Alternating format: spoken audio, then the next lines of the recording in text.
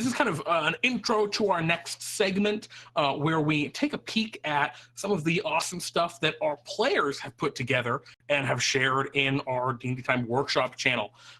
So the biggest thing, like our main purpose for doing this channel or for doing this this Sunday show, is to become better at creating homebrew content together, right? It's to take our ideas and work on making them into a reality, right? To do what the College of Color wishes. We wish to paint our ideas into existence into a form that can be played and used in a game that will make the game more fun. And so one of the ways that we at Fantasy Labs like to look at homebrew content for 5th edition D&D is through this rubric system where everything is rated on a scale of 1 to 5 on each of the following categories, which are: space, is there room for the content in 5th edition Dungeons and Dragons? So, for example, if I made a tactician fighter that did the same thing pretty much as the Battlemaster fighter, not a lot of room for that because it already really exists. Whereas if I created a warlord fighter that maybe had some different implementation than the Battlemaster, there's room for that. Space, oh, I'm sorry, that was space. Balance, is it technically balanced, right? It being, does this break the game when you play it? Is this pretty reasonable? Playability, does playing the content sound like it would be more complicated or tedious to do? Would it create frustration or confusion at the table? The design, is it elegant? Is it easy to understand? Is it clear? And are the mechanics like creative and interesting to use? And flavor, do you want to play it? Is it inspiring you to want to do stuff? Typically, this is how we would evaluate content if we were going over it with a fine-tooth comb. That's not what we're really doing today. What we're doing today is we're looking at all of the work in progress ideas that people have shared in our Discord, and we're just going to talk about very loosely, you know, where they're at now, what we like, what things really work, maybe what things could use a little bit more, pardon me, a little bit more polish around the edges, and really which direction to keep going. Before we jump onto that, though, Martel saying, I know it's not legal, but Psych Bard seems perfect for D&D time. An undead who, for some reason, is very interested in people's brains.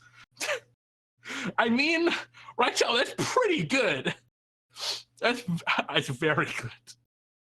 That changes your "tell me about your brain" comment earlier in a very different light.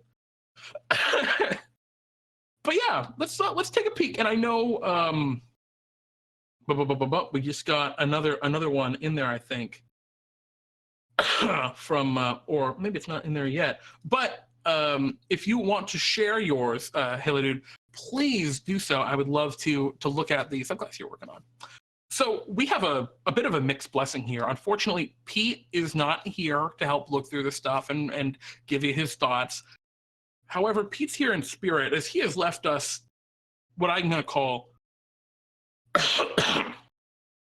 pardon me. Pete has left us Pete's cool notes, where he's given some cool ideas or his thoughts, excuse me, on the things that were submitted prior to, I think, this morning. So let's jump in. The first thing that we have to look at is another submission by Cherry, The Way of the Spirit Arsenal, the monk subclass. Cherry, you've been just pumping stuff out. I'm not sure if you're in the chat right now, Razia, but you put a lot of cool stuff out. I'm really excited to see like how your creation's gotten like more and more refined and cleaner as you've been going. So let's check out The Way of the Spirit Arsenal. Let me zoom in a little bit. It's a little tough for me to read it normally. It's a little small. But Way of the Spirit Arsenal. Excuse me. Monks of the Way of the Spirit Arsenal learned to manipulate spirit energy around them and control them in range, rarely for fighting on the front lines. They serve as a form of necessary violence. Okay, I get you. So basically they're creating like spiritual weapons and things like that and using those to take down their foes. Alrighty. At level 3, you get an ability called Spirit Weapon. Third level, as a monk of the Spirit Arsenal, you can use 2 key points as a bonus action to create a spectral weapon. The weapon takes any form you choose, including shields, and you're proficient with them, and they count as monk weapons. The weapon can move freely on your turn once conjured and disappears if they're more than 30 feet from you, unless they're held by a companion you choose or you dispel them. If you choose a shield instead of a weapon, instead of doing damage, you can have them defend you or a creature of your choice, granting them +2 AC. You can have up to 6 spirit weapons active at a time. Spirit weapon deals force damage equal to your martial arts die. Your weapons disappear if you are knocked unconscious or until you dismiss them as a bonus action. If an ally within 30 feet of you is hit by an attack, you can use your reaction to move one of the spirit weapons to an unoccupied space within 5 feet of them. As an action, you can have all of your spirit weapons attack simultaneously, and this attack uses your wisdom modifier for its attack and damage rolls. You can command all of the spirit weapons at once with your actions. Additionally, when you use your Flurry of Blows feature, you can use a spirit weapon in place of making armed strikes. You cannot regain the points used to summon the current weapons. All right. So looking at this guy, I want to just say a couple of things that right off the bat, really well done, are there's a lot of action economy here. You've taken the time to really note what it takes to control and use these deals, right? These spirit weapons. So it's a bonus action to summon them. It's an action to make them attack. You've defined how many you can have at a time, how they work, and how people can hold them. Cool. Right off the bat, you've established their damage, but how much damage they do based on the martial arts die. Pretty cool. I really like the direction you've started going with this. So, where would I go from here? I think just going back to our rubric kind of feel. Space, definitely space within this for kind of a spirit weapon class that really doesn't exist in 5e to my knowledge. Balance-wise, I think this is just a little too strong. 6 attacks is a lot of attacks. Even if it would technically take you 6 turns to get all 6 spirit weapons out, that's a lot of attacks at once. Well, let's see. It's 2 key points do monks actually get. Maybe it isn't unbalanced in that regard. Yeah, because monks at 4th level, they have 4 key points. They can only ever have 2 spirit weapons. 6th level, they could have 3. At 8th level, they could have 4. Yeah, so I think from a balance perspective, it's actually not that crazy. I mean, it's a lot. There's a lot of weapons. 6 is a lot. And maybe that's something to consider. But the real thing that I'm a little worried about is because it does cost 2 key points to use every time you make one, which I think is a good number. I think that's actually pretty well balanced. You might lure, like an unsuspecting player might accidentally use up all their key points to create spirit weapons.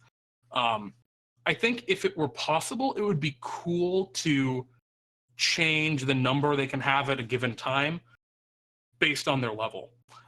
That might be a cool way of handling it, but otherwise, it's actually a very cool feature. I like this a lot. The one thing it's really missing is a definition, because you say the weapons can move freely on your turn, but you don't specify how far they can move. They have to stay within 30 feet of you, but can they go 60 feet? Can they go 80 feet? I mean, what's their speed? I think you just need to give them a speed. I assume spirit weapons can't be attacked or anything.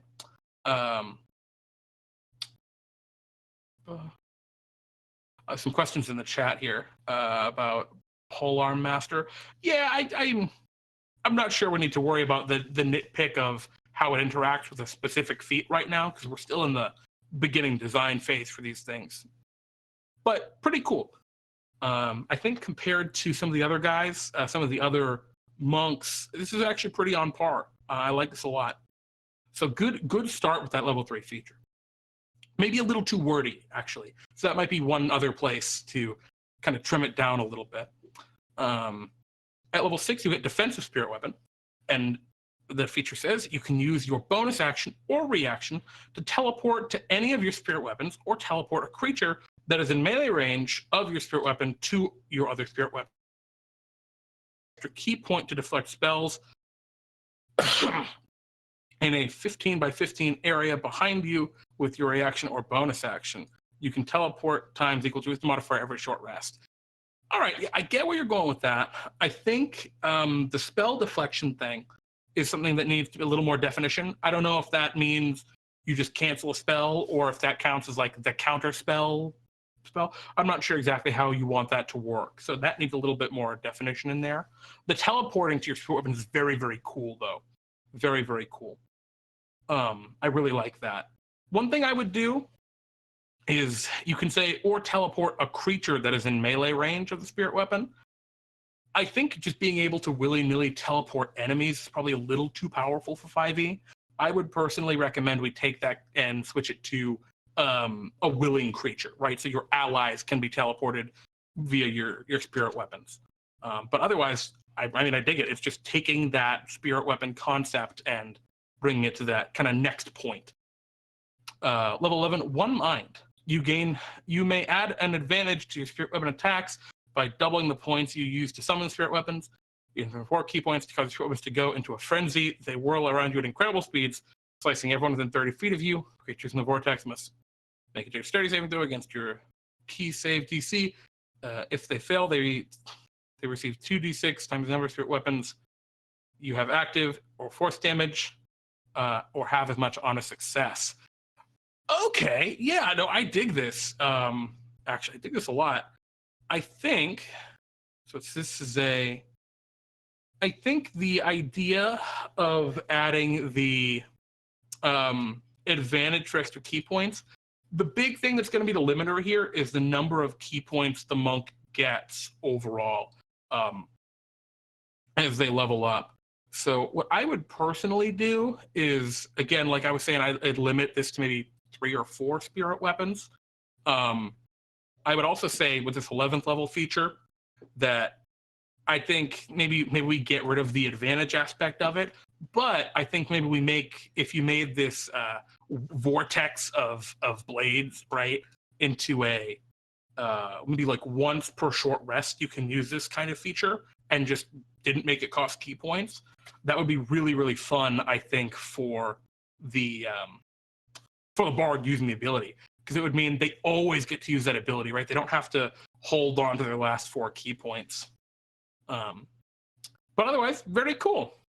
I think 2d6 times the number of spirit weapons is maybe a little powerful. I think maybe if it were, because I get what you're going for here.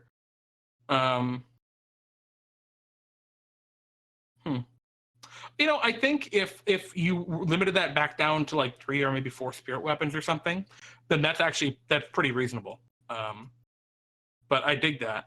Again, half as much on a success is good. Excellent, by the way, work including the convention, right? Or half as much damage on a success. That's a very standard thing for 5th edition D&D. And including that kind of stuff in there can really, really help to make something feel more correct, I guess, or more on point. And then 17th level, Ancient Spirit Body. You summon a spiritual avatar on yourself, occupying an area of 25 by 25. Oh boy, that's very big. This avatar absorbs half the damage targeted at you and moves with you. You may make several actions on the state, and then you provide slam attacks, which have an area effect against they have a DC, and they have to roll. They can get knocked prone if they miss. Swipe attack, a big cone. It does a bunch of damage and moves things around. I think actually the 2d10 might be a little much. I might even move that up to 3d10. Or unless, yeah, because these are actions to do. I would stipulate that these are, in fact, as an action, you can do any of the following abilities. And then you can have slam attack, swipe attack, etc. Oh boy, that stun is very powerful on the hand clap feature. Might be, they repeat the save at the beginning of their turn until they succeed. Okay, yeah.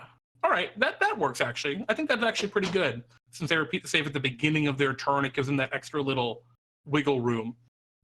The capstone feels like a little like Lee Sin. It's pretty cool. I mean, I dig it. I totally get where you're going for here. Um, and then the weapon you conjure, your weapon multiplied by your wisdom modifier with force damage for every attack. Yeah, okay. I get where you're going for here. I think where I would say is rather than necessarily, I think you're getting a little too in the weeds with this last bit about the multiplying weapon damage. What might be better, since all of these features, right, the hand clap, the swipe attack, and the slam attack are all actions to use, it might be a cool idea to say, well, now you can control all these guys as a bonus action. Because usually as an action, you can make all your spirit weapons attack. I think that's the one to really put here, is rather than amping up their damage and making it another option, you could just say they can use it as an action. Sorry, they can use spirit weapons as a bonus action. And that way they continue to do all their fun spirit weapon stuff, and they get these 3 cool spectral attacks. You had a note in here that it takes 4 ki every turn. Oh, that's a whole lot of ki. I mean, it's a very powerful ability, don't get me wrong. I think I might go more in the direction of the Shadow Sorcerer, which I think it has sorcery points instead of ki, but they're very, very similar in terms of how they this at like maybe 6 ki to activate it, and then it lasts as long as you're conscious, right? Or maybe you have to concentrate on it, or something along those lines. But 4 ki every turn is a lot of ki, especially since when you get this at 17th level, you only have 17 total ki. So yeah, I guess my takeaway is I really love where this is going. This is actually a really, really cool direction you started with, Cherry. I dig it. I really do.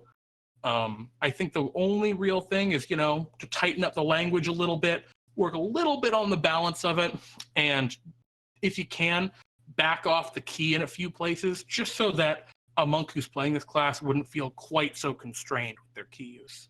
But awesome. Thank you very much for sharing. I'm really glad. I'm really excited to see this. And let's see what Pete's cool notes were, guys.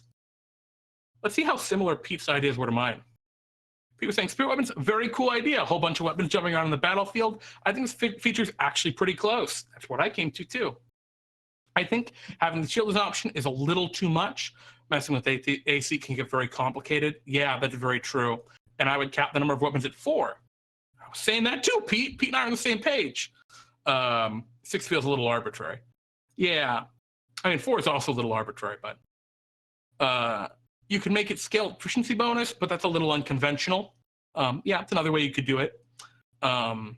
Move freely is powerful, but I think it's the right choice for this, since tracking movement for 1,000,000 weapons is rough. Now it's just they're always wherever you want within 30 feet of you. Yeah, and maybe that's actually something you want to say. Maybe you can say the weapons can move freely while within 30 feet, staying within 30 feet of you, or something to that regard. Yeah, using force damage does add a lot of hidden power to this, because force damage is a very powerful ability. Pete was saying about defensive spirit weapons, the reaction needs a trigger. Like, better go off of being than just a bonus action. Yeah, probably. Deflect spells is unclear. Yeah, very much the same kind of idea. And again, negating magic on top of all the teleporting is probably too powerful.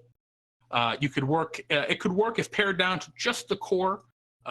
You can zip between your weapons. If this is going to affect enemies, it's going to need to have a saving throw, and a bunch of enemy teleports. It's just too strong. So yeah, Pete and I were on the same page with that kind of deal too. Pete was also saying, one mind, giving out spirit weapons advantage attacks is probably too good. Yep. And I would remove the part of focus in the latter half of the feature. They all go crazy and do a bunch of damage. Make it ignore allies. Oh yeah, definitely. You could add a note and just say creatures of your choice have to make that saving throw against the one mind attack. Ancient Spirit Body gave me Sasunu from Naruto vibes. I'm not familiar, but I don't know Naruto. A little too much going on here, in my opinion. It feels like the capstone would interact with the swords more directly, rather than adding a whole new set of powers. The idea sprouted in one mind may work better here. It's an interesting option. Overall, very cool direction. I liked a lot of what you were doing here. I'd love to see you take another crack and push some more polish on this. I think this is an archetype worth exploring. Yeah, I fully agree with Pete. Pete's ideas here are very solid. I mean, we pretty much agreed all the way down. Um, but yeah, I hope, Cherry, that you appreciate this. I really appreciate you sharing it, and hopefully that this will, help to push these forward because I'm loving the direction your stuff has been going. It's been very, very good. Um, my goodness, the whole subclass feels very reminiscent of the character Irelia from League of Legends, minus the capstone feature. Oh, I just realized that's where Halo Dude's capstone feels like Lee Sin came from. Yeah, my brain. Hard time keeping up with chat and reading that. But yeah, I agree. I like this a lot. Very, very neat. Plunder, I'm sorry, yes, the point robot does not work on the Sunday streams. Points only accumulate for our Friday streams. Those are points for the Friday streams are only on the Friday streams. So just so everyone knows. But yeah, once again, thank you very much, Sherry, for sharing your awesome ideas. It's very cool. And I know a lot of these, like, you can see these and be inspired to want to make your own stuff just from seeing the ideas other people put up. Let's move on to this next one. This was a submission by Swordco here. This is Jimmy McGee's Magical Preserves. It's a magical item. It's uncommon. And this delicious jam was created with the infinite rainbow fruit, giving you a different fruit of flavor every day. All right. It can be used to enhance the flavor of foods or eaten straight from the jar, healing for 2d4 health. Once consumed, the jar magically refills the next dawn. Jimmy McGee was a determined fortune seeker, looking to create a jam to fit everyone's tastes. And what better way than to give everyone a taste of everything? Unfortunately, his plan was short-sighted, as only a few rainbow fruits existed. Sometimes you got awful fruits like durian, and infinite jam guaranteed no one would come back for more. I'm sorry, Jimmy McGee, but I really like it. It's a very fun little rechargeable healing potion, basically. Very fun little take on it. I can see this being used in D&D time, but I could also see something like this being used in like a regular campaign, honestly. This is like just a fun little addition. Having these little, what do you call, like almost comic relief items can really help to take a stressful scene in a game or a stressful kind of arc and cool it down a little bit. And even in like a very goofy arc, right? Can feel like, hey, we got a fun little thing. So I like this a lot. Thank you for sharing, Sword. And of course, we love your little background text for it, which honestly, very cool. I mean, if all items had a little bit of that background text, it could really help DMs who maybe wanted some cool ideas as to how they could incorporate that into their games. So I really love that you shared that. Thank you, Sword. Flip note, I like that too. Yeah, it's just yummy little jam. Pete's got some cool notes here. I almost wanted to see a +2 on the healing, just because it would be like a health potion. Yeah, health potions heal for 2d4 +2. I'm with Pete. I would love it in there, but it's not unbalanced any other way. Yeah, and Pete was saying, always love the Swordco here flavor text TM. Pointless Convention Zone. Pete added this. I don't know why he used a different font here, but he did. Better phrasing for the health thing could be taken from the healing potion text directly. So instead of healing 2d4 health, you could heal directly from the healing potion.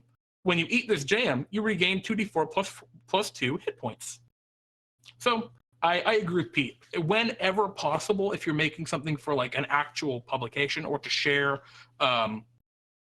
in any official capacity or even in an unofficial capacity, it can be very helpful to just borrow from existing items for their convention, and it's just an easy way to do it. That's how we would have did it. Because Comic Sans is evil and worthy of Butcher Pete. Yeah, I know, of course he used Comic Sans for his notes.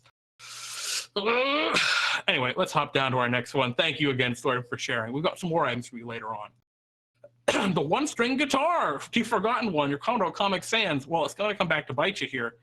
I mean, I don't know, probably not. We got the one-string guitar. It is a wondrous item guitar. It is uncommon / rare? Question mark. It seems like you weren't sure and requires attunement by a bard. Once held by the legendary bard, the Loot Box Hero, this guitar has only a single string, but somehow plucking it, you can play any song you know. This guitar is a musical instrument and can be used as a spellcasting focused parts. Additionally, you actually don't need to have that in there, Frog.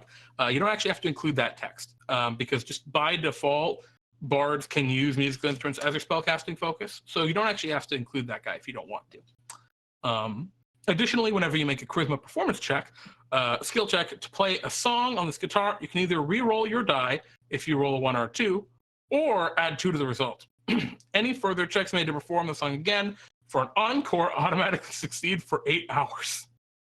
You cannot use this feature again until the next dawn.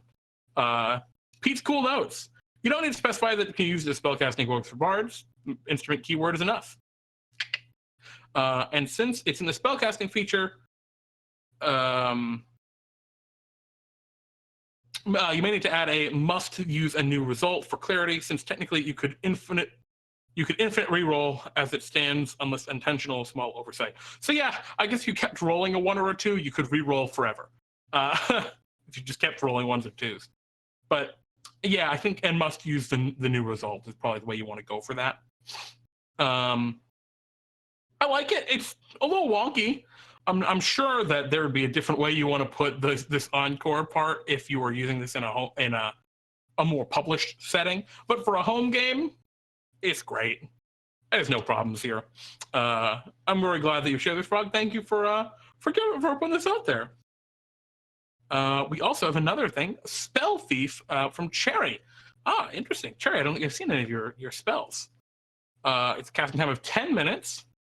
After cast, the effect lasts until all charges are active. You gain charges equal to half the spell slot used plus your spellcasting modifier.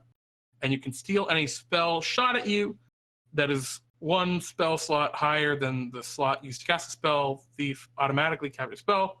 And you can use your bonus action to use a spell you have captured, or use an action to change the spell you have captured into another spell at the same level. And you can cast another spell if you go. Okay.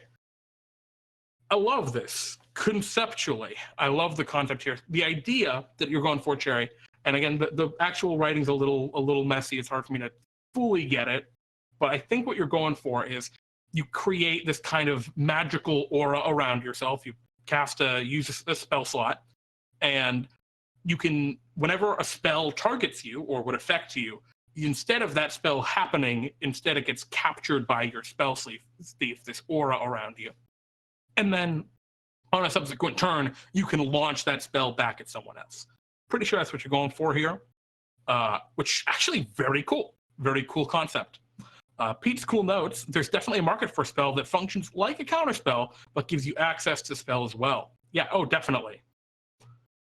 There's the Arcane Trickster feature. Does the Arcane Trickster actually get a feature? Like, I think it does have a similar thing. You're right, Farku. I forget sometimes that there are certain conventions for this. What's that, at 17th level? Yeah, this is exactly the Spell Thief feature. Now the difference on Spell Thief for the Arcane Trickster is you just learn the spell for 8 hours. Oh, and they can't cast the spell again. Oh, very interesting actually for the Arcane Trickster feature. I think this one is more of a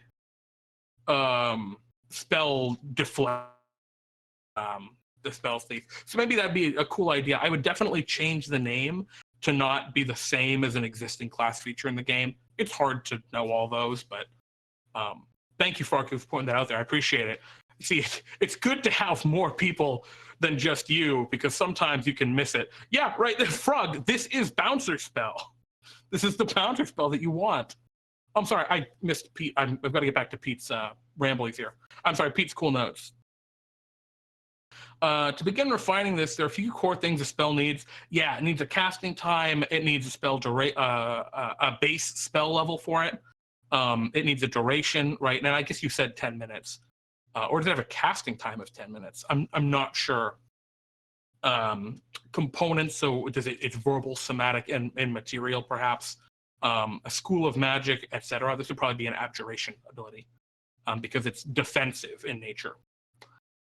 Yeah, so this is very interesting. I think it's a very strong concept. Again, very much like the Spell Thief feature that the that the Arcane Trickster gets. But yeah, it just needs a little bit more molding to fit the spell kind of design in 5th edition Dungeons and Dragons. And then from there, we can really start to look at this a little bit more and say, okay, how balanced is it, right? Because right now, all we can really say is there's space. Everything else on our rubric, design, playability, all of that's all up in the air until we have it in a more defined format. Farku was saying, how about this? What if the Arcane Trickster could get this spell? Well, Farku, I actually really like that idea because I feel like it's weird. I feel like what this spell does, what this effect does in its current form, right? It creates like aura of spell catching around you. Doesn't really feel super Arcane Trickstery. It feels very wizardy to me, which is funny, but I don't know. I think it's a very cool feature, and I think it could be very neat. And if it does have a cast time of 10 minutes, I think that's a really cool way of it being a very niche, incredibly powerful, and also separate from, right, the spell counterspell. Because counterspell just stops spells. This does the same thing, but deflects them. And so having this be more of a, well, I know there's going to be a combat going up, so I'm going to prepare for it, gives the spell a cool niche that doesn't exist in the game. But thank you again for sharing, Cherry. I appreciate it. Also, thank you. Hello, Sangam and Nicest Pancake for following. I mean, of course you're the nicest pancake. You have given us the follow of love. Only the kindest of pancakes would do such a thing. I'm glad that you're liking what we're putting out here, or we're talking about. Yeah, currently it lasts forever. Yeah, exactly, Farku, exactly. Welcome, Nicest Pancake. Right now, for those of you who are just jumping in, we're just looking over some of the awesome community-created work in progress and completed content that's been shared on our Discord server. If you have stuff you'd like to share, or if you just want to join our Discord server, jump in our community, and maybe play some D&D with us on Fridays, you can do that by hopping onto our website, dndtime.stream, and going to dndtime.stream #Discord. That URL will bring you right into our Discord server. All right, so let's hop down to the next one. Convex Shield by Dude Man. Dude Man, I saw you hop in earlier and I neglected to say hello. I apologize. Please forgive me, Dude Man. Let's talk about this because I'm very interested. I've loved everything that Dude Man has put out so far. Very consistent contributor on the cool magic items category. So thank you again for sharing, Dude Man. I would be shocked if several of your items have not made their way into people's campaigns. Because honestly, when I run a campaign eventually for D&D time, I'm probably going to pilfer all of the magic items that I give away in that campaign just from a way of being like, hey guys, this is a cool way we can use your ideas in our games, but also then I don't have to worry about coming out with magic items. The content is inspiring me to start making my own content. Yeah, exactly. Footnote, I cannot agree more. Like, seeing all of these awesome ideas, this wellspring of ideas, it's like, that's the kind of inspiration that makes you just want to make your own stuff. You're like, wow, hell, I can do this too. So I'm totally down. I hope you make something awesome. And if you do, please share it with us. Nicest Pancake, once I balance my exploding sheep, I'll send it. Oh dear. Well, Nicest Pancake, I'm sure you're not the one exploding the sheep because you're just a simple nice pancake, not a diabolical sheep. Anyway, a diabolical pancake. But Diabolical Pancake is also a very good username. Anyway, Convex Shield. I apologize, Dude Man. We're back on track. It is a rare shield. Love shields. Not enough shields in the game. Requires attunement. You gain a +2 bonus to your armor class when targeted by a ranged attack. When a ranged attack would hit, you may use your action to reduce the damage by 1d12 plus your dexterity modifier plus your character level. If this would reduce the damage to 0, you can make a ranged attack regardless of your weapon efficiencies. The damage would use the original damage dice that would be used if the attack was made against you. I totally get this. This is kind of like the monks deflected missiles, right? Glove of missile snaring, but plopped onto a shield. I dig it, and I guess the idea, right, it's convex, so it's curved in, or that's convex is reflected out. Anyway, you use deflecting it with your shield. I dig it. I haven't read Pete's notes yet, so I'm sorry. I'll read Pete's notes and then I will look at your response. Well put together item. I would just specify that the range attack uses a reaction and the range of the attack. It's the monk deflect feature for reference. It would also be a drop of flavor text at the beginning. I would also like to see a drop of flavor text at the beginning. Yeah, maybe like one sentence about this is what it is, right? Because this being an officially published item with a little more polish. And pointless invention zone. This first phrasing at the start, i.e. this shield, and the item's effects. Yeah. So this shield grants A. Yeah, exactly. You did look at the deflect missiles for reference. Yeah, definitely. The one question I'd have is you make a ranged weapon attack. I'm wondering, does that use dexterity? Does that use strength? That isn't super clear to me. But I mean, can you use either? I don't know. Yeah, well, and dude, man, all you have to say for flavor, right, is has a strangely convex surface, right? That's all you have to say, and that is enough flavor text for this. It gives you enough of like, okay, it's different, right? It looks different, and that's enough for a dungeon master to see that. And when the players are exploring the dungeon, right, and they're seeing all the skeletons of the soldiers who have died in this dungeon, and they say, I look around. And the dungeon master says, well, you know, all of the soldiers, you know, they have their shields and their spears, and of course they're all skeletons now because they've been dead for a long time. But one of them has a strangely like convex shield. It's just shaped differently than the others. And that is all the flavor text you actually really need for this kind of thing. Just enough to say, Dungeon Master, if you want to introduce this item to your players, here's the shtick. And it's called the convex shield, so you might think that's obvious, but dude, sometimes people miss the obvious stuff. I know, I miss the obvious stuff all the time. Flipnote River Song back was saying, I have a small idea for a druid circle. Ooh, Flipnote, I'm very interested to I'm interested to see what to hear what you're doing there. Farku saying it's a ranged attack. It's dex. Literally describe it well. Does it? Did I miss something?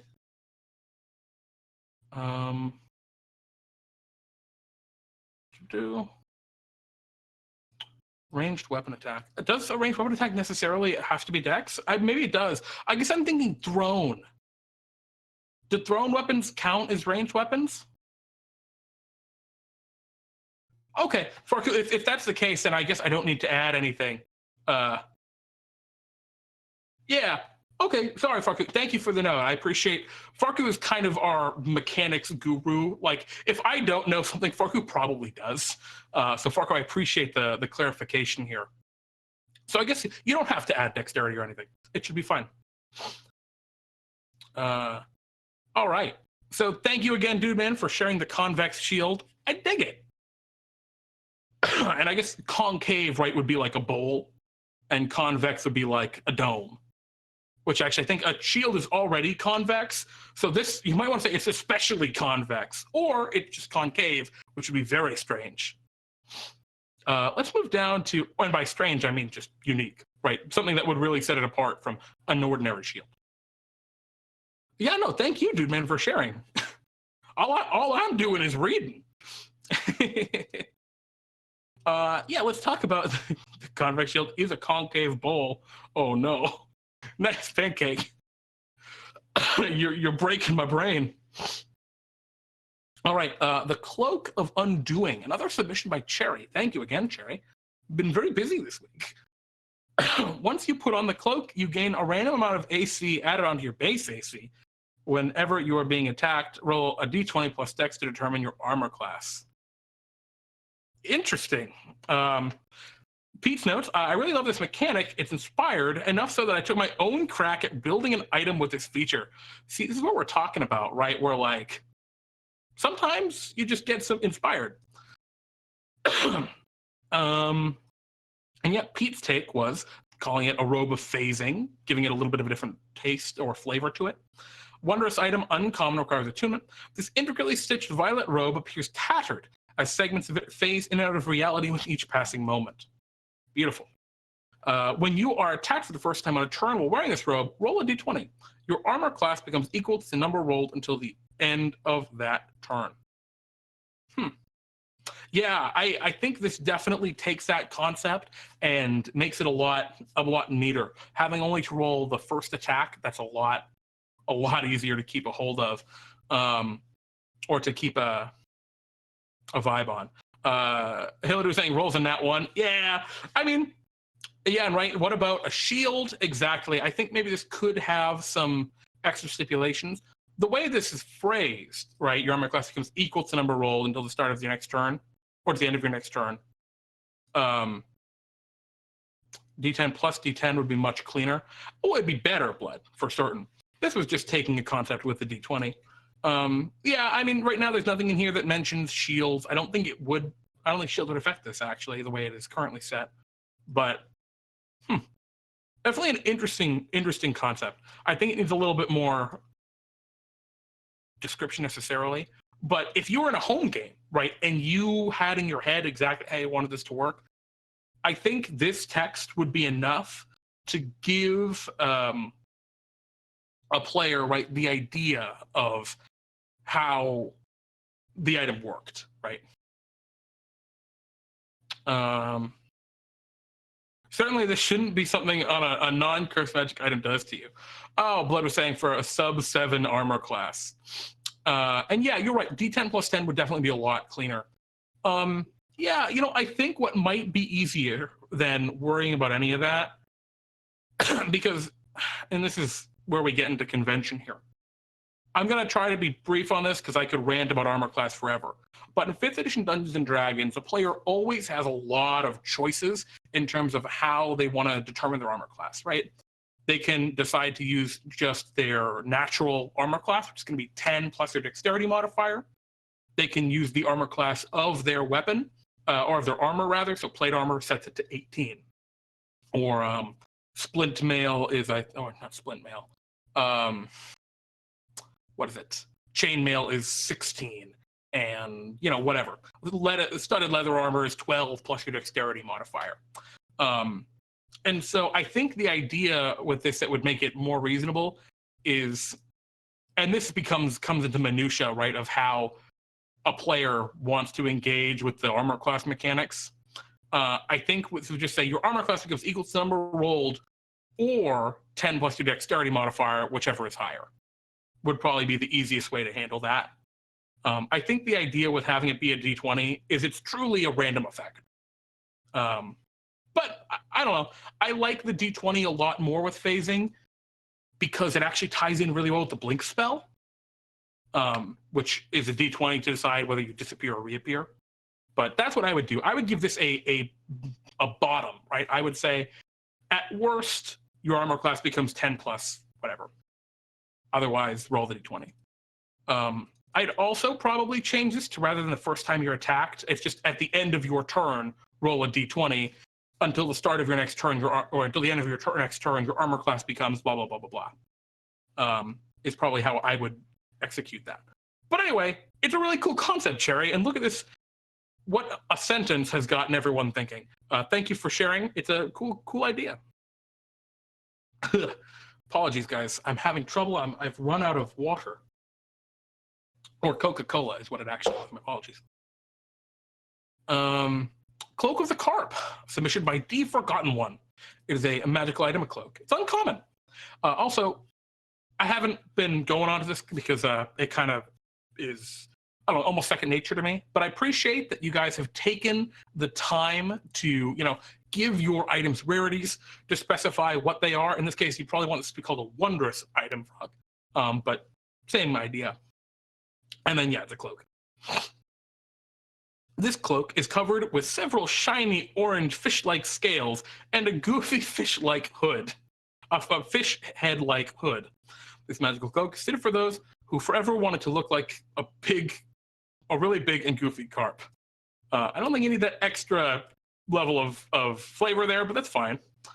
Requires attunement. That would go up at the top. Well attuned to this cloak, when you lie down, when you wear it and lie prone, you appear as a medium-sized giant carp. Any creature must succeed on a DC 14 intelligence investigation check to see through the illusion. Additionally, while in water, you gain a speed of 60 feet and can breathe underwater. Okay. All right. Yeah, no, I get you. You're magic carp. Pete gives us a big lol. Cute, goofy, perfect for the Pete and Jeremy's D&D item. I agree. A sibling to the fallen cloak. Yeah, exactly. I will say, when you wear it and lie prone, can you be prone in water? I guess you can. Huh. Interesting mechanics. Interesting concept. I really like the idea of being like, oh no, I'm being attacked by the dinosaur. Haha, I become a carp. The dinosaur goes, ooh, yummy, a carp. Oh no! It's a fun, goofy little thing. And this was the last one that Pete had been able to look at before he had given his little notes in here. So he says, hello, Jeremy and chat. You made it to the end, unless new stuff got posted. It did. Congrats. I love you guys. And that's from our old buddy Pete, who's usually here with us, but again is off celebrating virtual Easter with the loved ones. So everyone wish Pete a happy Easter. And I wish all of you, of course, a happy Sunday or Easter, depending on whether you celebrate or not. Technically, you're always prone in water. Like if you think about it. Yeah, I don't know, Pancake. Maybe. I guess it depends on how you wanted to look at it. We've got another item in here. Again, we are now out of the Pete comment zone and into the just me zone, I guess. My goodness. This item is called the Shield 2 Electric Boogaloo, submitted by VBunny23. A legendary item in its shield. Okay, interesting, requiring attunement. This shield appears to only be a handle or strap, but when activated, creates an opaque shield of force and lightning. Legends say the shield was created by a powerful lightning wizard as a promotional material for a movie that never came out. See, this was like such a cool, like, wow, this seems like a really dope magical item in a dark fantasy world. And then you give it the D&D time twist. I love it. It's got a couple of features. The best offense. Well, attuned to this item, you gain proficiency in shields. Oh, I like that. Programmed force field. While attuned to this item, you gain the ability to cast the shield spell once per long rest without spending a spell slot. When you cast it in this way, and the attacker makes a melee attack against you, they suffer lightning damage equal to your intelligence modifier, minimum of 1. I love it. Very cool. Electric Arcana. Like Electric Boogaloo. Well, when attuned to this item, the item gains 6 charges, and I think you don't have to say while attuned to this item at this point. It's weird, the convention shift between magic items, whether they have to say while they're attuned or when they're not. But anyway, the item has 6 charges, and you regain 1d6 charges at the end of every short rest. Wow, fast recharge. You gain the cantrip presented here, and you use your spellcasting modifier and spell attack bonus or intelligence if you do not have any. And you may expend an amount of charges equal to the level of the spell in order to cast a selected spell using your spellcasting modifier, spell attack bonus, or intelligence if you don't have any, without expending a spell slot. Okay, cool. So you gain 2 cantrips, Lightning Lure and Shocking Grasp. Cool. And then you can cast either Witch Bolt, Dragon's Breath, Lightning, and Lightning Bolt using those charges. Actually, very cool. I like that a lot, and I like the short rest recharge too. I don't know why, but I think that works well. There is some convention to discuss here, and I'll get to that in a minute. And of course, Agonizing Electricity, Electric Boogaloo. Well, to this item, you can add your intelligence modifier for damage of any lightning damage you do. Okay. All right. I'd say of any lightning spell you cast might be the way to say that. But let's see. One of the things I wanted to mention is in the chat, Apex had a comment, wouldn't this be a spellcasting modifier rather than int? I don't know if there's a single caster that can use a shield, and most people will dump intelligence, except maybe Artificer O or Clerics. Yeah, so I think the key here is you just need to say it requires attunement by a spellcaster. And once you do that, you can get rid of the or intelligence part and just say, you know what, if you're a spellcaster, this is like the spellcaster shield. And I think that's a way you could do it. That way you don't have to worry about it being intelligence and blah, blah, blah, blah, blah, blah. If you don't want it to be attunement by a spellcaster, I would recommend you go in the direction of the wands, I believe, in D&D. And what those do are they just have a set spell attack roll and a set spell save DC. So you could say the DC for these spells is 17, right? And you attack with +9. And that's all you have to do. So I would go in one of those two directions. It's just a little convoluted right now. And I think Apex has a really great comment in there, right? With like, well, what if I'm a cleric and I want to use this, right? Or what if I'm an artificer and I want to use this? Or what if I'm a druid and I want to use this? Although this would be a weird... Actually, I could see lightning working for the druid. But anyway, that's my only real thought. Otherwise, this is really cool. It could use a little bit of formatting, a teeny bit of wordsmithing here and there. This is an awesome legendary item. I very much dig it. And thank you very much for sharing, V-Bunny. Dark waters ahead, hidden dangers, unseen rocks. I'm not sure I get the joke. Lightning is just very loud in nature. I completely agree, Nice. That's exactly what I was thinking. Because at first I was like, oh, a lightning shield on a druid? And I'm like, that actually sounds wicked cool. Crap. Yeah, it's very loud nature. I agree. Also from V-Bunny, the Robe of the Undying. A black robe with velvety red trimmings. It is uncommon, requires attunement by a spellcaster or a warlock, and it's cursed. So warlocks do count as spellcasters. So I don't think you have to include or warlock in that. Even though they don't use spellcasting, they use pact magic, they still count as spellcaster in the whole. And again, like it is just as a note, it is against convention to give them features that are like named like that. I still like it, but I don't know the best way to actually present that. They don't for multi-classing. No, they don't use the same spell casting table. They have a different group of spell casting, which is their pact magic, but they still count as spellcasters for the purpose of attuning to magic items. As far as I'm aware, I'm pretty confident that's the case. Farku, Lord of Lore, I'm sorry, of Mechanics, please confirm if I'm correct or incorrect. But I'm pretty sure they count as spellcasters for that purpose. Anyway, Monks of Dead. While you wear this robe, you appear undead, and undead have difficulty harming you. If an undead targets you with an attack or harmful spell, that creature must make a wisdom saving throw against your spell save DC. Undead doesn't need to make this save. I want to include you in an area effect, such as an explosion of a fireball. On a failed save, the creature must choose a new target, forfeiting the attack, or forfeit targeting someone instead of you, potentially wasting the attack or spell. On a successful save, the creature's immune to this effect for 24 hours. An undead is also immune to this effect if you target with a harmful spell or attack. And Cursed of Hateful Light, you gain vulnerability to radiant damage. Whew. Yeah, that is a brutal curse.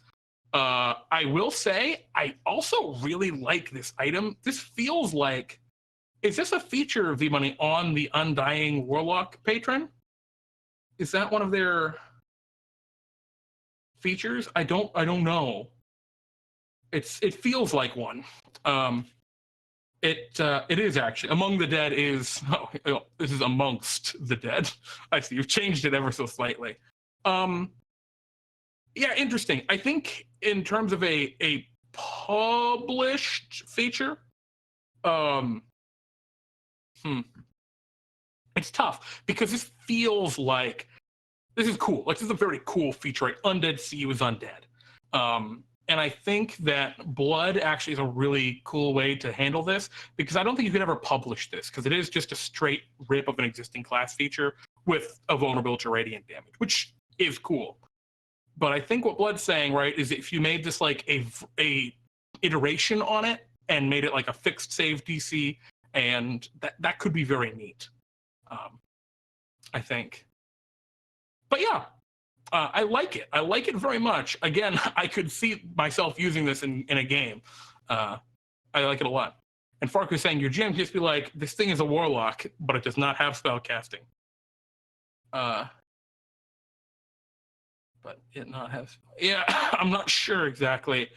Oh, I see, Farko. You're saying for the purposes of creatures that are warlocks but don't necessarily have spells. Interesting. Yeah. I mean, I guess it's a magic item. I mean, the intent is for it to be used on player characters mostly, I think. But interesting. Lots of shocking developments in Fantasy Labs. Hey! Thanks, Pancake. Now I want to make a druid based on storms. Well, Pancake, if you want to create some cool homebrew, please do share it.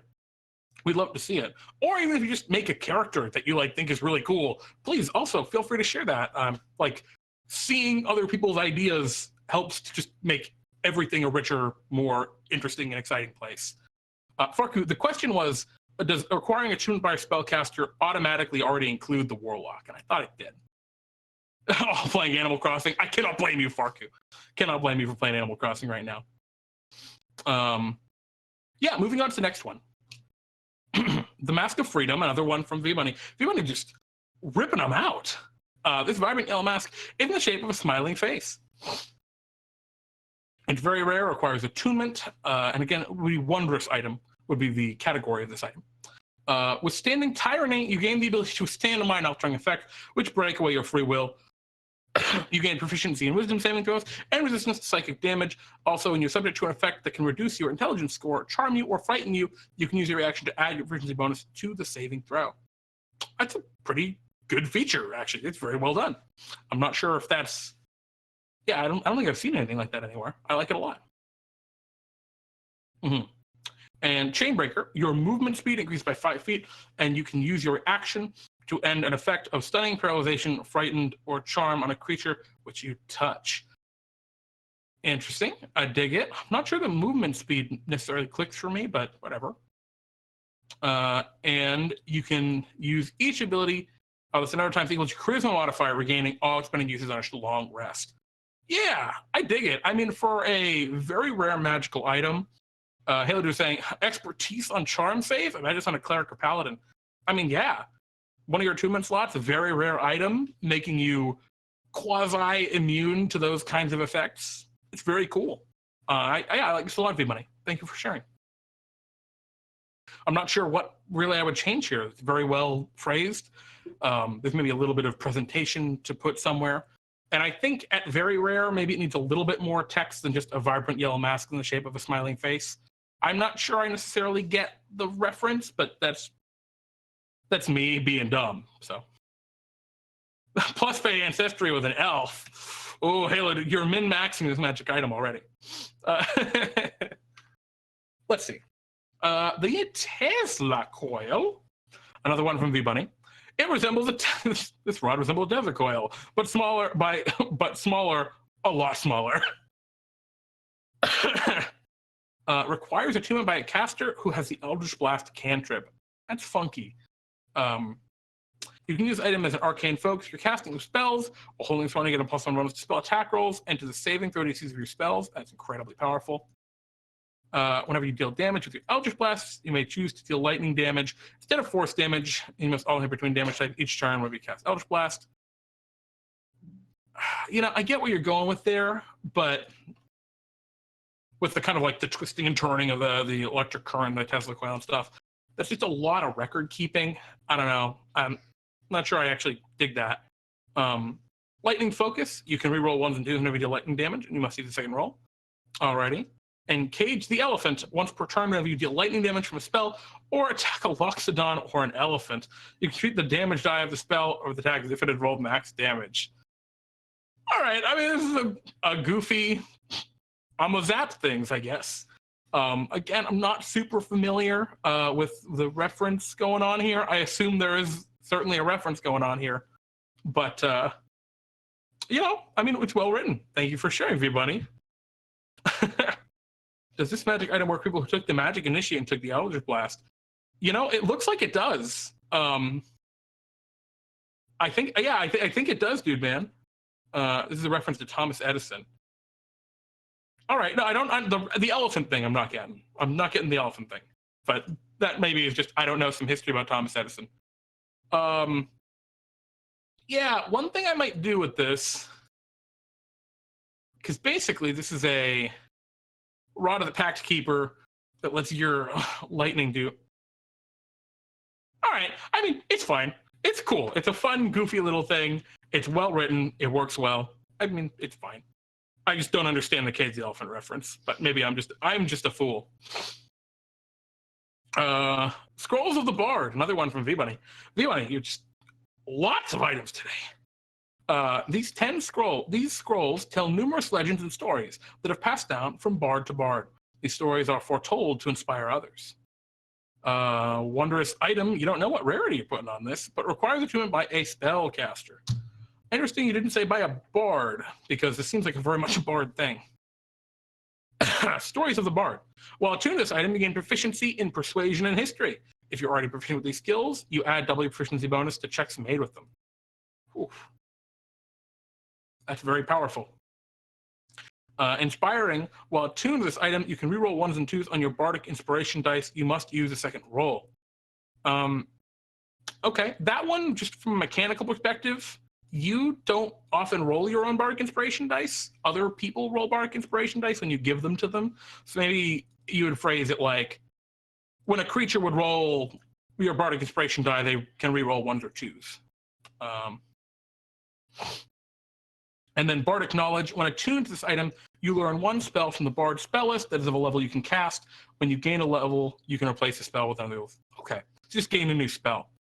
This is very interesting. It is very much unlike a lot of magic items that like exist in 5th edition D&D, because very few items, if any, give you proficiencies.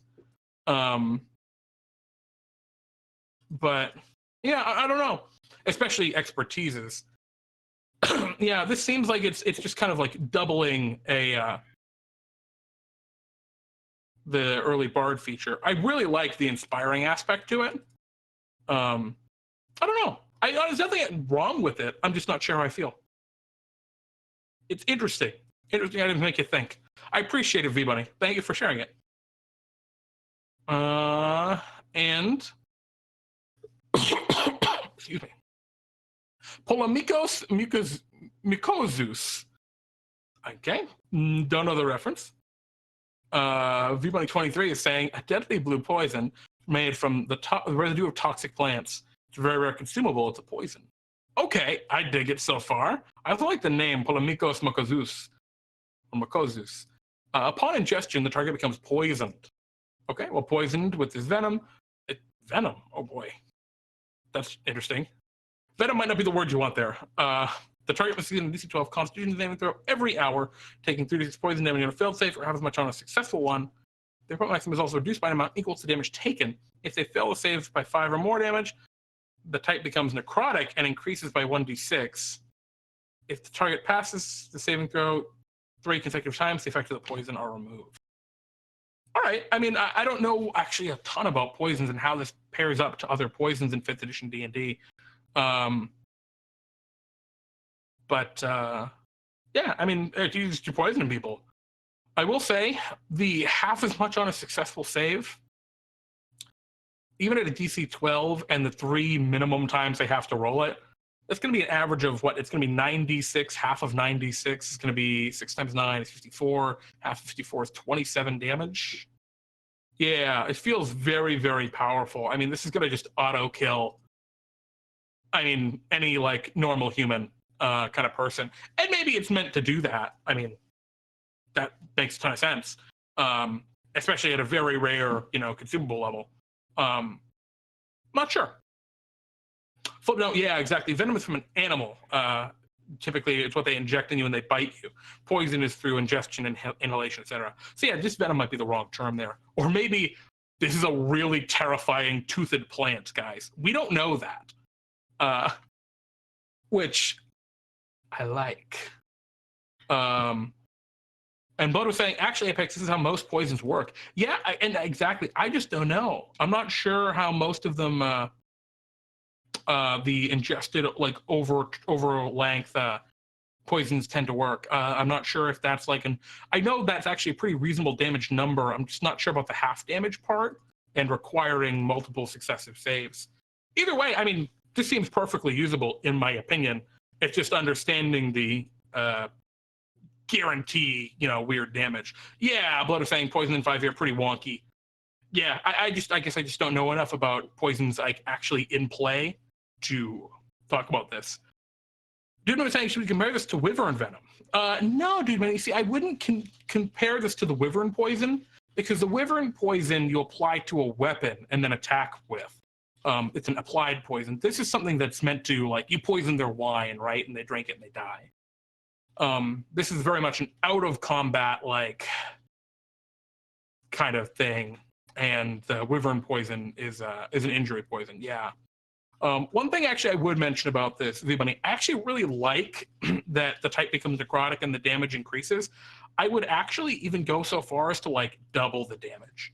Like, I'd make it really impactful, because just changing the damage type and increasing it a teeny bit, you know, it just doesn't feel quite as impactful.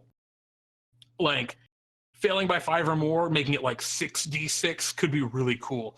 And even then, I might even go so far as to make this a legendary poison, right?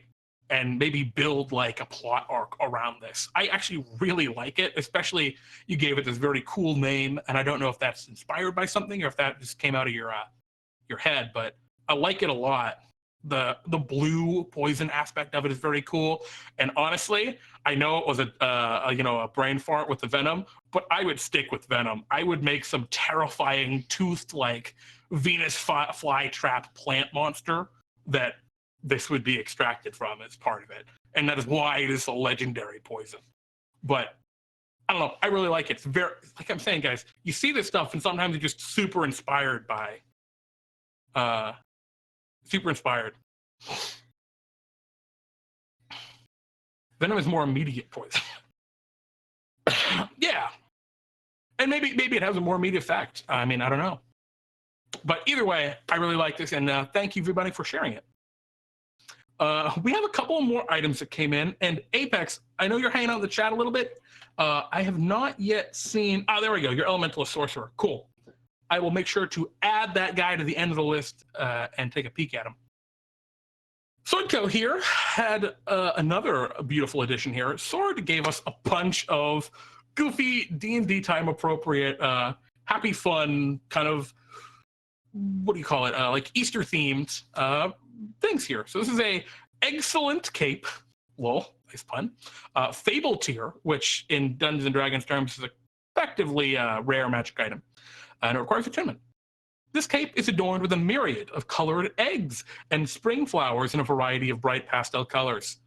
When wearing this cape, you cannot help but have a sunny disposition, granting the player a +1 bonus to deception checks and a -1 to intimidation checks. When afflicted with a spell, with an action or a spell that would affect your mood, such as fear or intimidation, you can use your reaction to negate the effect. When this effect is used, all effects disappear along with the color of the cape until the next dawn. Interesting. I actually really like this. I'm not sure. I think I would change a bit of the exact, like, text of it, but for a very D&D time magic thing, I like this a lot. This is very fun. Thank you very much for sharing, Sword. And of course, the Sword Co here, TM flavor text. Rabbits are naturally skittish creatures, and lagomorphs by nature are too. Little Roger, in particular, was especially cowardly to the point he wouldn't even leave his den. His mother, seeking to remedy the situation, made a colorful cape, telling him he would always feel cheerful wearing it. Well, it worked, and eventually Roger grew up and passed it on to his son. And though the colors faded as days and generations passed, it always brings a bright smile to those wearing it. Very lovely, Sword. Thank you for sharing. Everybody was saying, D&D time, could you please, while adding a sorcerer, throw in my ears of the hair if you haven't already? Yes, just we'll get to there, everybody. I want to make sure we have plenty of time to talk about Apex's Sorcerer, just because we've talked about a bunch of your guys already. I want to probably do the Sorcerer first, just to give them a little bit more time in the sun. Another consumable, another magical item from Sword Co here. This is the hair appointment. Oh, you're killing me with puns, Sword. It's a rare consumable. A magical ticket that summons the world-famous hairstylist Hopping Harrington. When you rip this ticket in half, a lagomorph appears in a cloud of dust, giving you and any nearby party members an original stylized haircut and disappearing almost as quick.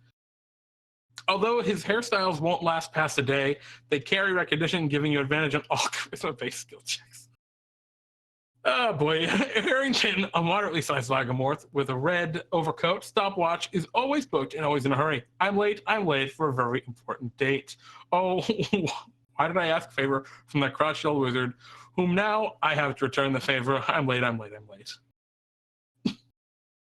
Nice sort. I appreciate you sharing the hair appointment. I will say I think rare might be a little too steep for this boy, but again for goofy D&D time shenanigans, that is all good. And thank you very much again. All right. Excuse me, my goodness. Let's open up the Elementalist Sorcerer. This one is from. Let me just zoom in a bit so we can read it a little better. And chat, I apologize if you can't read this guy super well on stream. It can be hard to get Google Docs the right view sometimes. There's no time limit how much you gain advantage for. Yeah, it's the whole day. That's why you put it as rare. Oh, okay. I mean, I still think, I don't know, rare, maybe. It's tough. In D&D time, I would definitely put it as uncommon. But outside of D&D time, that could be pretty good. Anyway, yeah, let's talk about this Elementalist Sorcerer. So the Sorcerer is a very, very interesting class because they get their Sorcerer's origin at 1st level, and then they're going to get more features at 6th level, and again at 14th level, and again at 18th level. So they're going to just keep getting lots of features. Let's do this. Elementalist. So already, just right off the bat, you know, if we go back and think about our rubric, looking at the space, is there space in 5th edition D&D for this? And I mean, if you just look back at some of the honest arcana they made a storm sorcerer. They made a, you know, like an earth sorcerer or a stone sorcerer. So yeah, obviously they've made specific element sorcerers. Making a generalist, there's absolutely room for that. So I like that a lot. Let's dive into it. Elementalist Fledgling. At some point in your history, you were exposed to intense arcane energies which have bonded themselves to your mortal visage. These arcane energies are raw and unfiltered, filling you with the affinity for the arcane. At 1st level, your control over the arcane elements is heightened, while raw and unfocused, you feel that you could later become the master of one of the arcane elements. You gain expertise in the Arcana skill. Interesting. Very interesting. I get what you're going for here. I'm not sure. I don't know. I'd actually have to look up. I know in the player's handbook, there's a section where they define each skill and what it means. I think Arcana is supposed to be more about arcane lore. So I'm not sure if that's the direction you want to go, but it very well may be. Either way, I like the start. I think I would maybe add. Because if you're going for element, I guess let me read the whole thing before even talking about stuff. I'm just guessing what you're going for. Arcane prowess, also at 1st level. Once per long rest, you can lace your arcane energies into a weapon, armor, or arcane focus of your choice, including an ally's item, making it a temporarily magical. Items laced with this energy count as +1 for up to 2d4 hours. If it is a weapon, it gains 1d4 damage of either acid, cold, fire, lightning, or thunder, based on a 1d6 -1 roll, 0 to 5. I'm not sure what you mean with that. Oh, I see. It randomly decides which one. I gotcha. Okay. If it is an armor piece, it reduces the damage of one of these 5 elemental types by the proficiency bonus. If it is an arcane focus, it gains a +1 bonus to spell attack and save DC, as well as adding a +1 to spell damage. This is an interesting direction. I guess the idea going forward, right, is you overcharge a yeah, and you say arcane prowess is very open to fixes. I totally get you. I mean, I'm not gonna nitpick you here on the implementation, but I will give you some kind of like vibe, right? My kind of feel on this. So I guess the aesthetic you're going for here is you pick an item, right, and you overcharge it, right? You give it a excuse me, a charge of your arcane energy, and it's going to empower it for a damage type, and yeah. what I would recommend is, I know you wanted to have that randomness in there, but I would consider just letting you pick. That could be something that, because again, I don't think you're quite going for wild magic so much as just tons of magic. Um, so that's one thing I would say. The 2d4 hours stipulation, you could go with that. That is, a very reasonable direction. I might say, I know the Forge Domain Cleric can make items magical. So what I would do is I would look at how the Blessing of the Forge works for that. It's another first level feature. It's similar to this, and I would try to compare the two. Yeah, I think that's all. One thing I would actually also say, and Farku's saying this in chat, right? A flat +1 is a little too. I agree. I think rather than having this add to save DC, which is a very slippery slope, what I would do is just have your spell attacks also gain the D4 to damage. Being able to just D4 up your shatter, right, or D4, add an extra D4 to your area of effect abilities is a really cool feature. Like, the ability to power up spells is something that's so rare in 5th edition D&D, It just doesn't exist in the core game. But that's, I think, the direction I would go, right? I would take this much more in the damaging direction and maybe less in the defensive direction. But I want to keep looking at this. Excuse me. Elemental focus. And you're saying that steps on the level 6 and /7 feature. Starting at 6th level, you choose one element between blah, blah, blah, blah, blah, the elements you picked. This becomes your elemental focus, giving resistance to said element. In addition, you gain a pool of d6s equal to sorcerer level. When you cast a spell pertaining to the elemental focus, you can add a number of d6s to your damage roll. Alternatively, for 2 sorcery points, you can add a d6 to the ranged spell attack or a d6 to save DC. You gain d6 when you finish a long rest. Yeah, this is insanely powerful. Adding to save DCs is outrageously strong. I would recommend not going in that direction because you're going to have just big issues with balance. Adding to spell attack is much more reasonable. And it's weird to say that that's okay, but the DC isn't. And it's just because the effects of spells that have save DCs tend to be way more impactful than a single spell attack really ever is. So yeah, I would recommend just getting rid of the save DC stuff because that is just so potent that you're going to have a very hard time balancing everything else with that in context.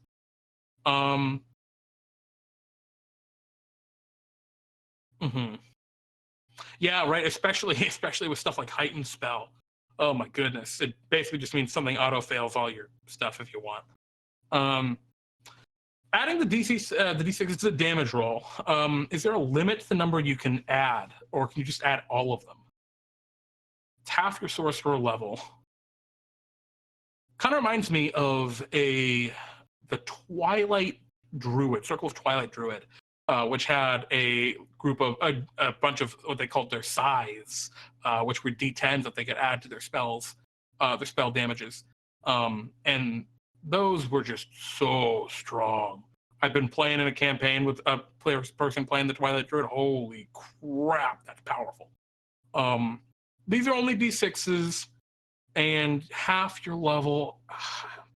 It's tough. It's tough for me to say it's too strong or it's not strong enough. At 6th level, you're getting Fireball, right? So let's look at how strong this is. I need to just think about it out loud. 6th level,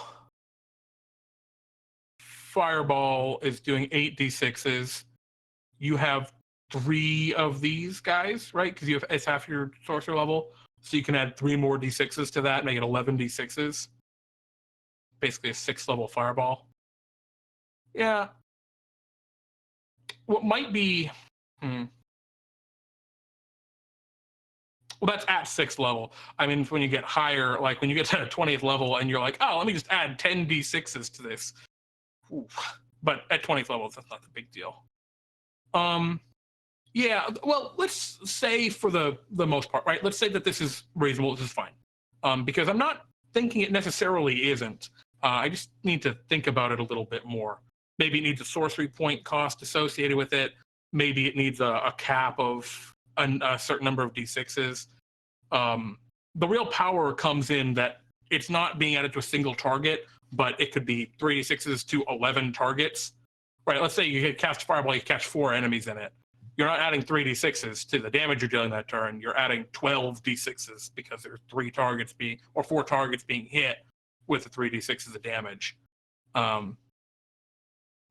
Yeah, I'm not sure. I'm just not positive if this is going to be too strong. If it were just 1d6, that might be too weak. I'm not sure. But I guess what I can say is, it is only whatever type you pick. So it does have some limits. I guess, just something to think about, right? Because this is what does Draconic Sorcerer get at 6th level? Right. The Draconic Sorcerer, when you deal damage that deals, okay, yeah, actually, Draconic Sorcerer's got a pretty similar feel here, right? When you cast a spell that deals damage of the type chosen with Draconic Ancestry, you can add Charisma modifier to one of the damage rolls against that spell, of that spell. So the Draconic Sorcerer lets you do it, what, once? Or to 1 damage roll that spell. Interesting. So Draconic Sorcerer just lets you add your Charisma modifier all the time. And I guess your Charisma modifier is 5. That's going to be about 2d6s. So this is pretty comparable. And it costs sorcery point for the resistance. So actually, this is very similar to what the Draconic Sorcerer gets. And maybe that's something to consider when you're thinking about the design aspect. Is this too close to what the Draconic Sorcerer does, right? Because it's giving you resistance, a defensive element, and damage, an aggressive element, and, with a specific elemental type. What might be a different idea is if you could find a way to give this a more broad direction, maybe. I'm not really sure. Yeah, you were looking at the Draconic Sorcerer while putting this together. Yeah, no, I totally get that. I totally see what you're going for. Yeah, I mean, with a cap of 3d6, it'd definitely be a lot more balanced. But yeah, I'm just not sure. Not sure where to go from here. It might be a little too close to that, is I guess kind of the vibe I'm feeling right now. If you could find a way to diverge it and give it a little bit more either broad use or specialized look. Yeah, I don't think it's a cost thing. I think it's just a little too similar. And then you added another feature at 7th level. You learn the Elemental Bane spell, and you cast by spending 4 sorcery points or expending a spell slot. That's very strange. Typically, I'm not going to say this has to necessarily be the case, but when you're building a subclass, there's a progression that they all follow along the class tree. And I think you could do this. I mean, there's nothing that says you can't give them a level 7 feature. It'd just be a little strange. If there were a way that you could implement that Elemental Bane feature in this level 6 thing, the 6th level feature, that might be the direction. Well, you're right. Elemental Bane is a 4th level spell. And if you let them cast that spell a level earlier using sorcery points, that might be something cool that makes that class extra unique and can be something you really kind of focus in on right at that 6th level. Just as a thought. I'm just thinking out loud, I'm spitballing. It's also a discount. Yeah, exactly, right? Being able to cast it at 4 sorcery points, that's a massive discount from your normal spell conversion sorcery point crap cost, whatever. So yeah, that might be a cool way of taking this Elemental Bane spell, which is fairly rarely used, and making it kind of a core almost aspect of this subclass. That might be a neat direction. Yeah, discount flexible casting. Yeah, Farku, exactly. No, Farku was just saying that 4 sorcery points, the Elemental Bane spell, is a better value than creating this the spell slot with your flexible casting and then casting the spell, which is fine. I like that. It's good. That's a way to emphasize why you should use the spell instead of creating a different spell slot and doing something else. You're right. I'm sorry, FarQ. It's flexible casting. I apologize. Apologize. Yeah, so let's look. Elemental Exchange, level 14 feature. Oh man, my ears are all sploof. At 14th level, as an action, you can spend between 1 and 6 sorcery points to teleport between 1 and 6 targets anywhere within 60 feet of you.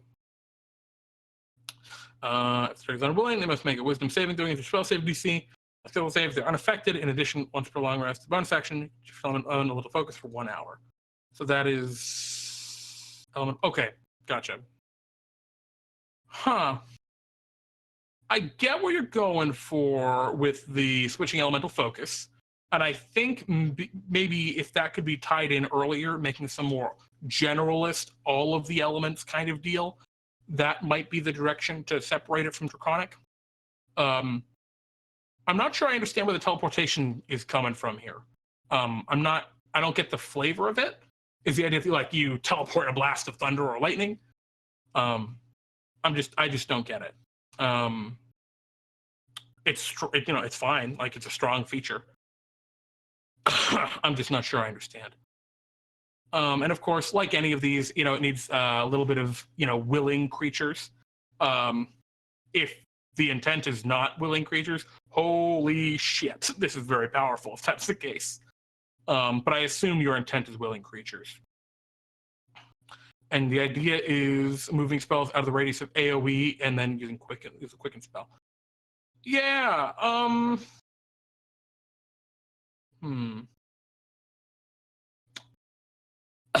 Excuse me. Got a bit of a cough here. I'm not sure. I think relying on Quicken Spell as part of like your idea for this, your vision for this class feature, might be the wrong way to go because it leaves like a trap for the player who doesn't just think about it that way, right? Who doesn't pick Quicken Spell, and then they get to this point, they're like, wait a minute, what do I do? I don't have Quicken Spell. What does this feature do for me?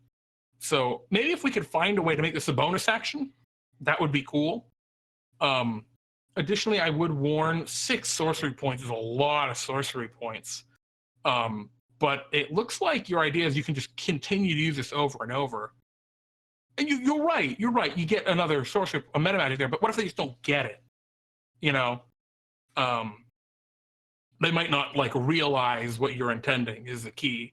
A lot of 5th edition Dungeons and Dragons in design for 5e is taking what you envision and finding a way to get it to work, right? And yeah, get it so that that other players would understand what you're going for. So that's what I would personally just say is find a way to not have it reliant on Quicken Spell. I find Quicken Spell is really good. I mean, that's fair, but not all players are going to play sorcerers are going to, always pick Quicken Spell. So that's personally something I would recommend. Or what you might want to do, right, is maybe you could mention explicitly in the feature that as an action or a bonus action, if you spend X sorcery points using a Quicken Spell meta magic, might be a way to do it. There we go. Excuse me. Or you could just not use your bonus action like Scrub. How about? Yeah, exactly, Farku. I'm sorry, you're implying I'm a scrub because I don't have Quicken Spell. Thank you, Farku. I appreciate it. Masters of Arcane Powers. At 18th level, the arcane energies flow from your very being. You become immune to your elemental focus, and you add your charisma modifier to all damage you deal with your elemental focus. Additionally, every time that you cast a spell of 1st level or higher that deals damage pertains to elemental focus, you regain health equivalent to your charisma bonus. Ooh, boy. Interesting. Immunities are really powerful, especially immunities that you can change as a bonus action. Oh boy, I don't know. I'm not sure. I like the idea of regaining health when you deal damage. I really like that. But it just, I guess the thing that I'm getting at from a balance and design perspective is the level 18 feature increases your damage. The level 6 feature increases your damage. The level 1 feature increases your damage. All of them are doing the same thing. And I think that could be a little confusing, perhaps, or at least a little redundant. I'd like to see just a little bit more variety in terms of what these things do. I do really, really like the healing. And yeah, again, I think a shifting immunity is insanely powerful, even for an 18th level feature.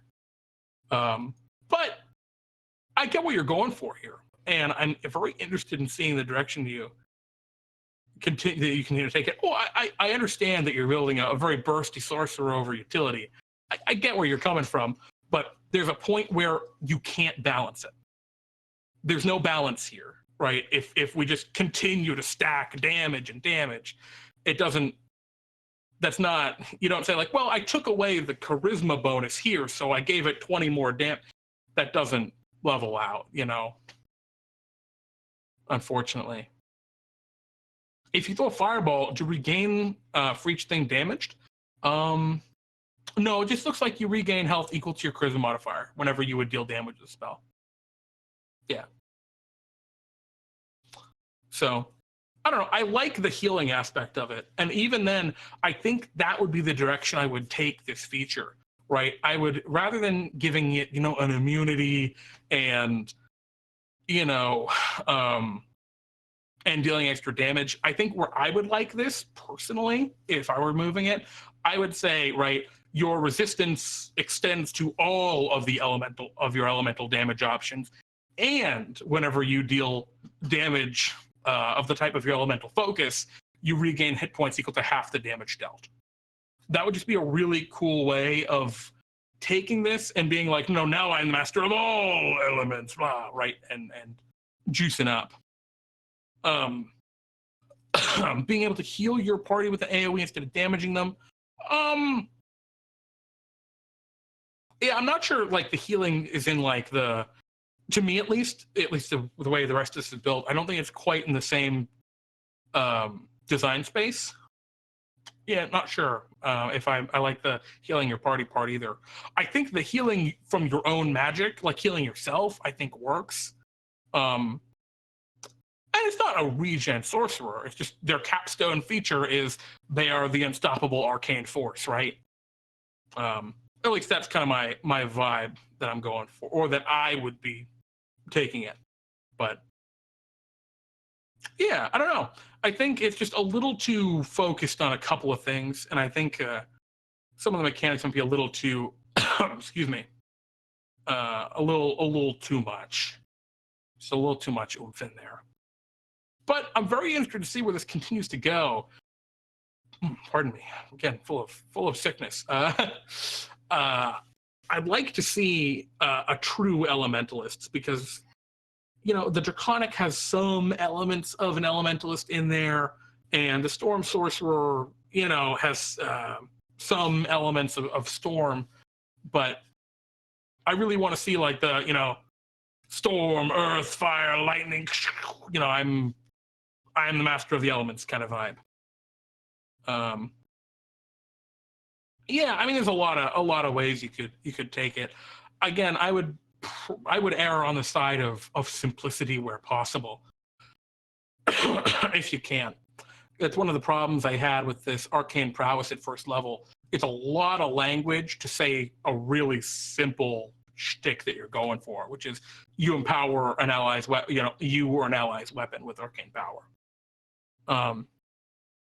Yeah, 4 elements monk. Well, no, not the 4 elements monk. This is different. This is cooler. I tease.